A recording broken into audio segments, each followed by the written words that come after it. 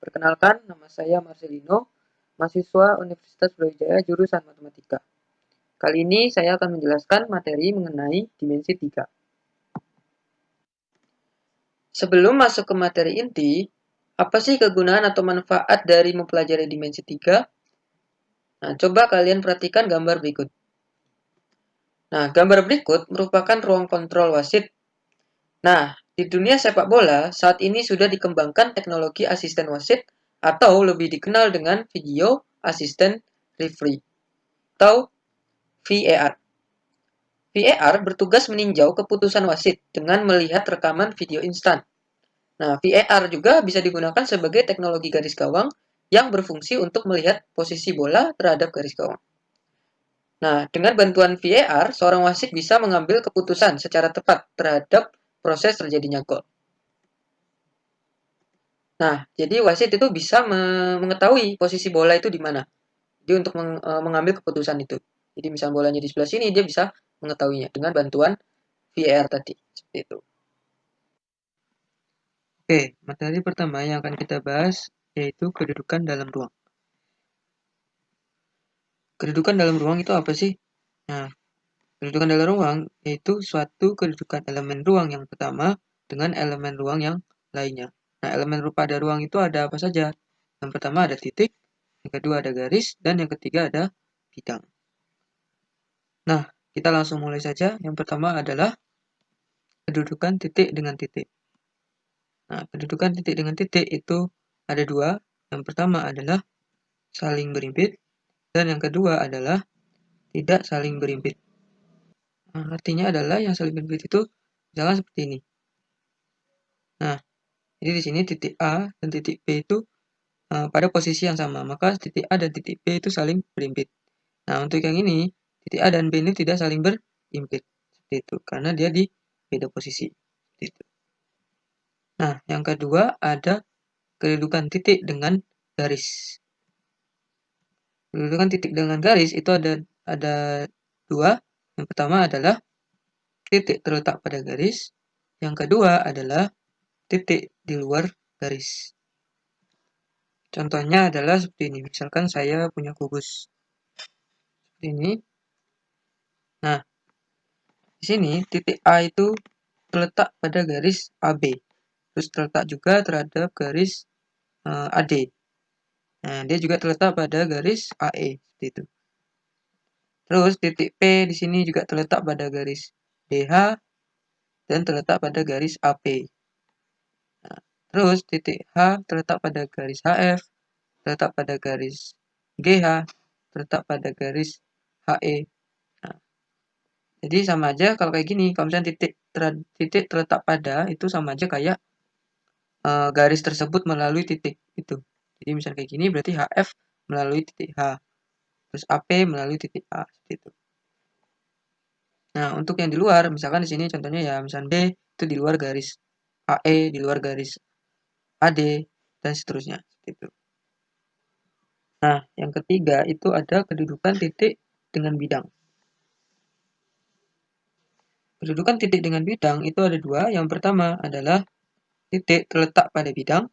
Yang kedua adalah titik di luar bidang. Nah, contohnya adalah sebagai berikut. Misalkan saya punya kubus seperti ini. Seperti ini. Nah, titik A ini terletak pada bidang ABCD. Ya. Jadi bidang ABCD. Nah, terus titik di sini saya punya titik P di mana adalah perpotongan antara garis HB dengan garis DF. Nah, ini titik P ini terletak pada bidang BDHF seperti itu. Nah, dengan kata lain, titik yang terletak pada bidang itu sama aja kayak bidang tersebut melalui titik. Jadi misalkan di sini berarti bidang ABCD itu melalui titik A gitu. Terus bidang BDHF itu melalui titik P gitu. Nah, untuk yang titik di luar bidang itu misalkan contohnya titik A ini terletak di luar bidang BDHF atau titik P terletak di luar bidang ABCD dan sebagainya. Nah, yang keempat ada kedudukan garis dengan garis. Kedudukan garis dengan garis ada 4 macam. Yang pertama adalah saling berimpit, yang kedua saling sejajar, yang ketiga saling berpotongan, yang terakhir adalah saling bersilangan. Nah, contohnya misalkan saya punya kubus seperti ini. Nah, di sini titik P itu terletak pada garis AB dan titik Q juga terletak pada garis AB. Jadi garis PQ ini terletak pada garis AB. Maka dari itu karena terletak, maka garis PQ dengan garis AB itu saling berimpit. Nah, selanjutnya sini garis AB itu sejajar dengan garis CD, ya. Kita tahu bahwa rusuknya kubus itu rusuk yang saling berhadapan itu saling sejajar seperti itu.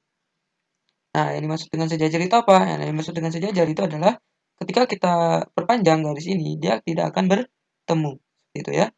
Dan ketika kita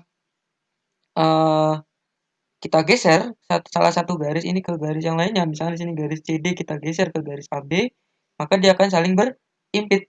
Nah, jadi yang pertama ketika diperpanjang dia tidak bertemu, dan ketika digeser menuju garis yang lainnya dia akan berimpit. Itu baru dikatakan dua garis yang saling sejajar.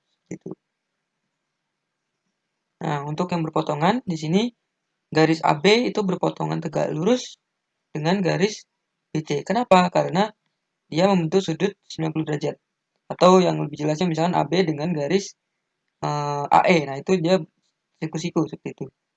Nah, itu berpotongan tegak lurus. Nah, kalau secara umum ya berpotongan misalkan adalah garis FC dengan garis CG. Nah, ini dia berpotongan di titik C seperti itu ya. Contohnya adalah seperti itu. Nah, untuk yang bersilangan, nah bersilangan itu seperti ini. Misalkan garis contohnya adalah garis FC dengan garis AH. Nah, atau garis AB dengan garis FC. Atau garis AB dengan garis CG dan sebagainya. Nah, yang dimaksud dengan bersilangan itu bagaimana? Nah, yang dimaksud dengan bersilangan itu adalah sama seperti sejajar tadi, ketika diteruskan, ya diperpanjang ini ke sana dan ini ke sana, dia tidak akan bertemu. Seperti itu. Jadi dia tidak akan bertemu dalam bukan dalam pandangan kita ya, dalam ruang seperti itu. Nah, setelah itu yang kedua, ketika kita geser garis misalnya contoh garis AB dengan garis FC.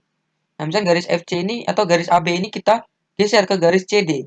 Nah, otomatis garis CD dengan garis FC saling berpotongan. Nah, maka dari itu garis AB dan garis FC itu saling bersilangan karena ketika kita tempelkan ke garis CD, dia akan menjadi berpotongan dengan garis FC.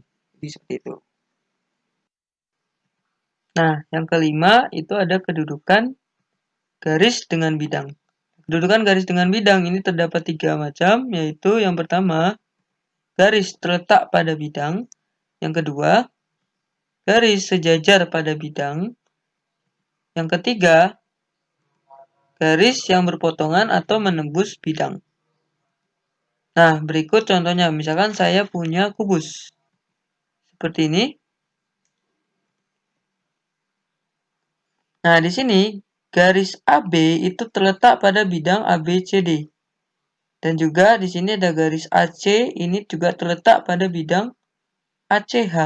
Seperti itu. Nah, di sini ada juga garis HP itu juga terletak pada bidang ACH. Nah, dari mana? Dari karena di sini ada dua titik pada garis HP, yaitu titik H dan titik P yang terletak pada bidang ACH. Nah, oleh karena itu, garis yang menghubungkan titik H dan titik P itu terletak pada bidang ACH. Seperti itu. Nah, untuk yang garis sejajar dengan bidang, misalkan di sini ada garis AB dengan bidang EFGH. Nah, garis AB dengan bidang EFGH ini sejajar. Garis dengan bidang itu dikatakan sejajar jika apa? Nah, jika ada dua garis yang terletak pada bidang dan sejajar dengan garis yang diminta. Misalkan di sini garis EF itu sejajar dengan garis AB dan garis GH itu juga sejajar dengan garis AB. Nah, maka garis AB itu sejajar dengan bidang EF GH seperti itu. Nah, kemudian garis yang berpotongan atau menembus bidang itu contohnya garis AB itu berpotongan atau menembus bidang BCGF. Garis DH itu menembus bidang ACH gitu. Nah, dengan kasus khusus di sini ada misalkan yang berpotongannya tegak lurus. Nah, AB, garis AB dan bidang BCGF. Nah, sebuah garis dengan bidang itu dikatakan tegak lurus jika apa? Nah, jika terdapat dua garis pada bidang yang tegak lurus dengan garis yang diminta. Tetapi garis yang pada bidang tersebut itu saling berpotongan. Situ. Nah, contohnya misalnya di sini garis AB itu kan tegak lurus dengan garis BC dan garis BF. Sedangkan garis BF dan garis BC itu terletak pada bidang BCGF. Oleh karena itu, garis AB itu tegak lurus dengan bidang BCGF. Gitu.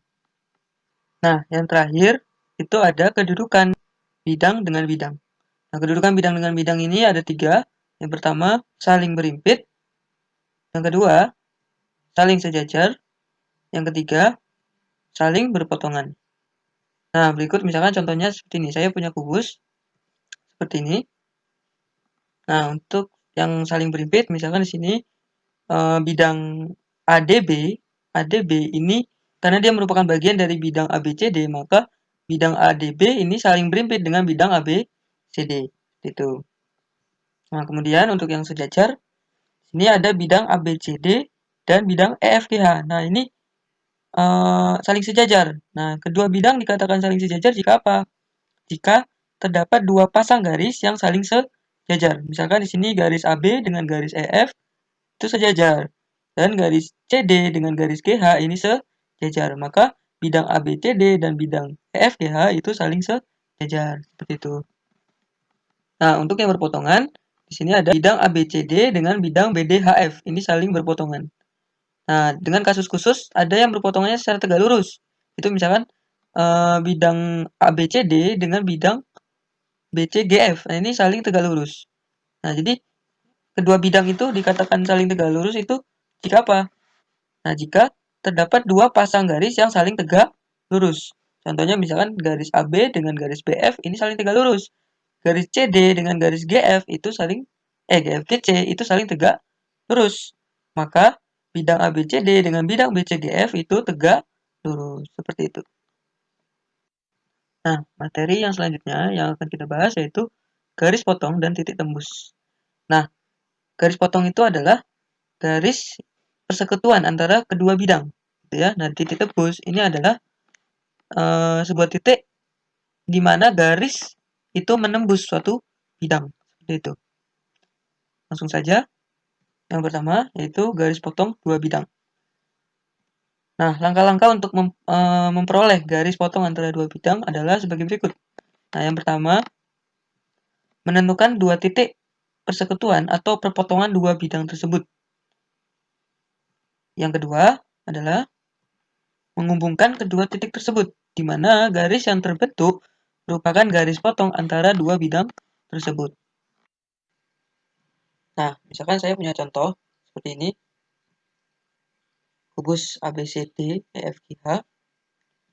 Nah, yang ditanya, misalkan disuruh melukis atau menggambar garis potong antara bidang BDHF dengan bidang BEG.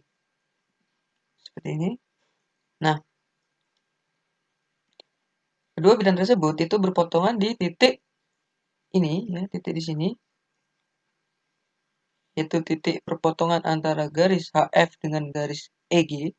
Misalkan di sini titik P.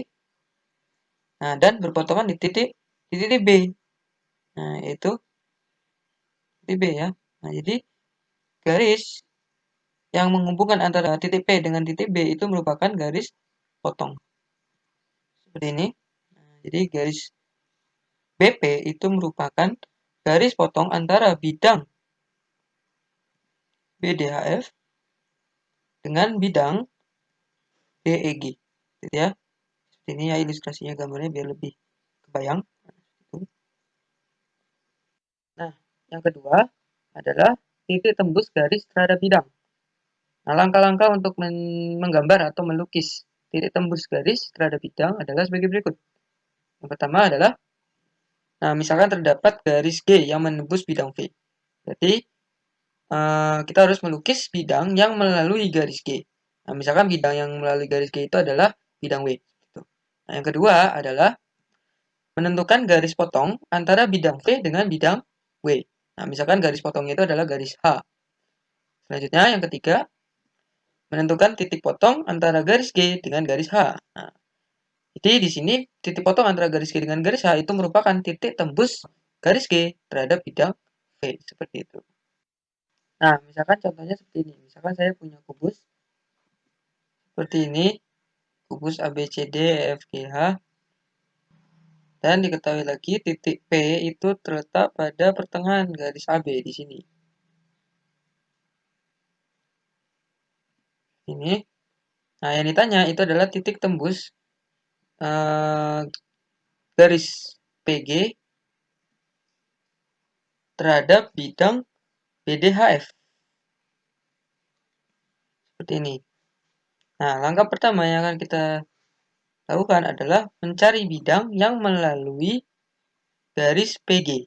Nah, pertama kita memanipulasi titik dulu, satu titik, yaitu titik di sini. Misalkan di sini ada titik yang lain, yaitu titik baru. Sini misalkan titik R. Di mana titik R ini, ya, titik R ini sama membagi 2 sama panjang garis CF. Jadi sama kayak titik P, dia membagi garis AB sama panjang. Di sini sama di sini. Tuh.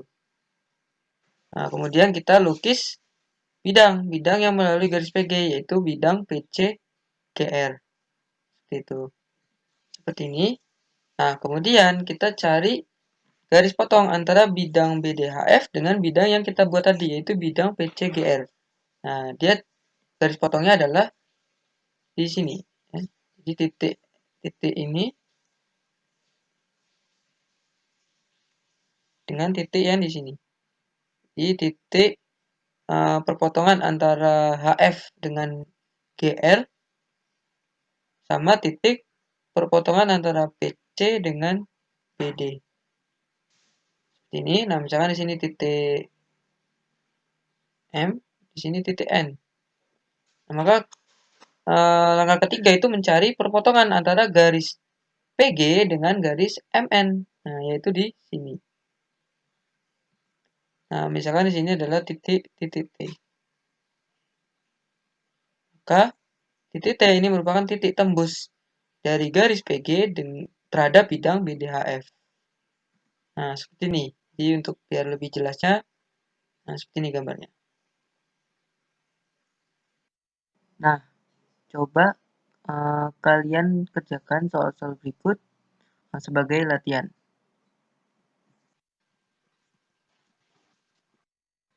Sekian penjelasan dari saya. Mohon maaf jika masih ada kekurangan di dalamnya. Semoga ilmunya bermanfaat dan kalian senantiasa diberi kesehatan dan kelancaran dalam belajar. Sampai bertemu di video penjelasan berikutnya. Assalamualaikum warahmatullahi wabarakatuh.